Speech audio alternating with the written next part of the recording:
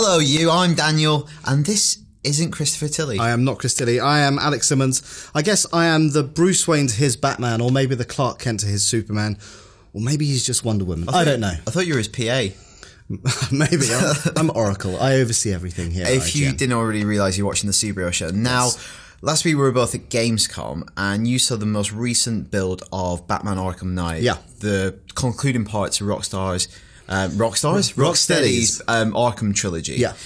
So we're going to discuss whether we think it's maybe the definitive superhero game, and you think it might be based on what you've seen. Well, I definitely think that the Arkham series as a whole is the definitive superhero game franchise. There's nothing else that's been as consistent across the board. And should we just dig into that? What was it about Arkham Asylum when it came out? Because I remember downloading the demo for Arkham Asylum. It came on at Xbox Live. Just, you know, back when you had Xbox Live, you used to download all the demos when they came out because I didn't have any games. Yes. And I thought, I bet you this is rubbish, because it was a Batman game. And you went in with those preconceptions, and you went, I remember thinking, blimey, this is actually really good. Yeah. Well, I think for me, it's all about, you want to feel like you are Batman, and that's what those games have done brilliantly from start to finish. Yeah. You are obviously mega tough. You are susceptible to kind of, you know, being kicked to 7 shades out of you. But I think, you know, right from the start, you can take on a room full of bad guys and win if you know how to do it properly, and that's the whole point of being Batman. So the series has changed over time. Arkham City didn't make it fully open world. It kind of did, but within set limits of Arkham City that have been walled off. Yeah. Gotham City have been turned into Arkham City. Now, Arkham Knight completely blows the doors off, doesn't it? Yeah, as it were, yes. So the bit that I've seen is set in obviously a smaller part, but it's Gotham and beyond, effectively. So the game area is going to be much bigger. But the best thing about it is, I think, it's obviously a return to Rocksteady. Last year's game was developed by somebody else. Arkham Origins. It was developed by Warner Montreal, I think. That's right, yeah. And it's kind of a weird one. It's kind of, obviously the Arkham brand is kind of premium now, and it's special to Warner, and they wanted to get another game out in between the wait. But Rocksteady are very clear, this is the concluding part to their trilogy. Yeah. And I think the problem with last year's game is that it was decent, but it felt like somebody else was making it. It didn't feel like it was being driven by the people who gave birth to this franchise and followed all the way through. Arkham Knight feels like it's that game, because they've made some innovations and actually feel like that they deserve to be in the game. And obviously the big one is the Batmobile. Now, when I started to play that game, when I first heard about the Batmobile, I just thought, this game is not suited to that kind of thing, because you never ever run around on the ground in Batman. But actually, with the Batmobile, it feels very, very natural. And importantly, it controls just as tightly as Batman does, whether he's swinging from the rafters or taking on bad guys. What I thought was interesting about the Batmobile is it doesn't feel like the game changes entirely once you step inside the car. It feels like it's almost a sidekick and an extension of Batman's own abilities. So for instance, you can open doors using the grapple gun on the Batmobile in some instances, using the weight of the Batmobile to solve puzzles, but you can also attack people using the Batmobile. So it feels like an extension of Batman, which is what the Batmobile is all about, isn't it? Yeah, and I think it is taking a lot of the kind of pedigree and the heritage that have been in previous games, like the way you solve puzzles, the way you take on enemies, and you do it very much in, as you say, in much the same way as you do in the Batmobile, rather than it feeling like, well, that's the kind of Batman on foot section, this is the Batman in the Batmobile section. And even the short period of time that I played it for, you're going around very tight corners in a very limited space.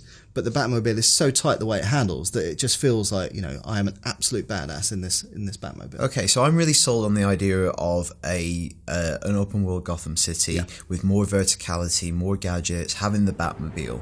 But I'm one of those people who really prefer the kind of narrative drive of the original Arkham Asylum to the more kind of open-ended stuff of Arkham City. Yeah. Because I just followed the story through Arkham City, and that's what I kind of really... what really satisfied me. Do you have any more inklings about what is happening in Arkham Knight and what the narrative through line is to help players? So obviously the ultimate bad guy here is Arkham Knight. We know very little about him. He looks a bit like Batman. So this is an original character created and Rocksteady have made with DC Comics. I believe so, but there's definitely a hint of like Azrael from the Nightfall series in there. But again, I'm sure that we will find out a lot more about that as the game goes on. We probably won't find out. I think there's going to be a third act unmasking of that character, and it'll be someone we already know from the series or a famous Batman character. But obviously, you know, beneath him, pulling the strings is Scarecrow, one of my favourite bad guys from the franchise so far, because I thought, you know, those levels in Scarecrow Arkham Asylum underwent were a bit amazing. of a renaissance with Batman Begins and then Arkham Asylum. He was like, I think, still the most memorable part of that game. That's what everyone talked about. And obviously in PS4 is getting specific Scarecrow missions that kind of draw upon those levels in Arkham Asylum. Yeah, because I think, again, one of the problems with the previous Arkham game was that, you know, the bad guys were just, right, you've got to punch them to death or you've got to fight them. Whereas, you know, the missions with freeze and, you know, the clever stuff is the thing that draws me into those games. I want to see more of that kind of using stuff. Batman's intelligence. Yeah, absolutely. It's not just, you know, 3 hits and they're down. It's something different. And actually, that was my biggest disappointment about Asylum, was it was fantastic all the way through, and the Joker boss was a little bit cheap, I thought. So hopefully they're going to, you know, right those wrongs and do something clever. So it's a lot of the same team. It's still Sefton Hill at the director's seat. Paul Dini's left there, who's the writer. Yeah. I think Sefton Hill's got more involved with the story work. Yeah. But you're kind of hopeful for the narrative of the game? Well, I think the key thing is in Arkham City, the reason why you probably didn't go and do that other stuff around the city was because there was no real reason to. Because everyone had been evacuated. Absolutely. And also, it was the same thing. I got to a point where the city wasn't that interesting to explore. There weren't that many reasons for me to just hang out in the city, unlike an open world game like GTA, where that is the reason to exist. So I'm hoping they can bring a bit more life to Gotham and its surroundings, which, you know, looking at its kind of pedigree, I think they will. But, you know, these guys know what they're doing. They've lived and breathed Batman now for 5 years or whatever it's been. I think they will deliver a brilliant game, and it's, you know, I can't wait. Wow. So what we're going to do in a few weeks' time, I think we're going to do an episode on the best superhero video games of all time. And Arkham series is going to be definitely up there. Yeah. I really like the Spider-Man 2 game on PS2. I think that's one of my favourites, Marvel Ultimate Alliance. So we want to hear from you. So if you email in IGN_UK feedback, is that right, Rich? Put it up on the bottom.